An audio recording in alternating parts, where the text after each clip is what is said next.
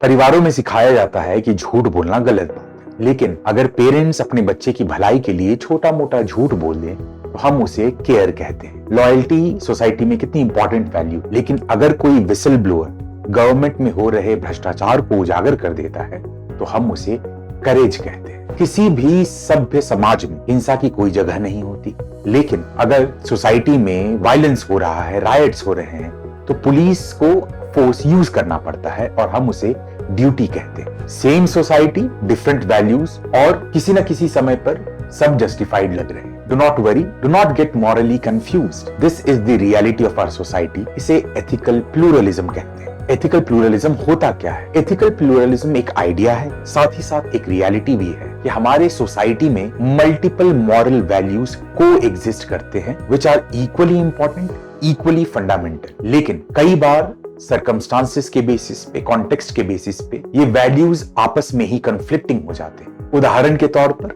Sometimes if you are choosing justice, then you might be sacrificing compassion. Sometimes when you are choosing security, it is quite possible that people's freedom are getting restricted.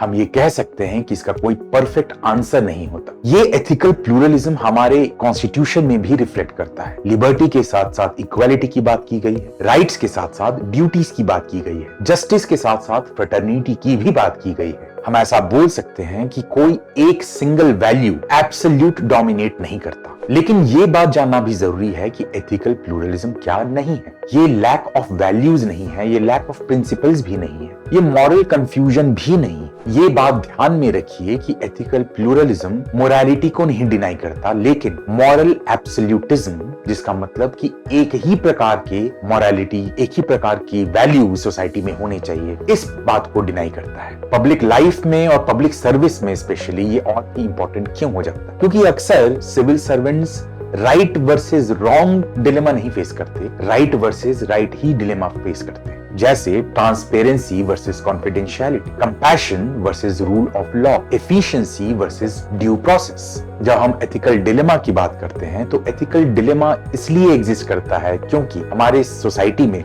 Ethical pluralism को acceptance मिला है, यानी different moral values can easily exist in our society and can get accepted. Ethical pluralism का significance इस बात पे भी है कि ये हमें ह्यूमिलिटी सिखाता है, ये हमें विनम्र होना सिखाता है, because sometimes even the best choice leaves us with a moral cost. पर इस बात का ध्यान जरूर रखें कि एथिकल डिलेमा या मॉरल डिलेमा होने पर ये कोई फेलियर नहीं है। It is just how the society works, it is just being human in the society.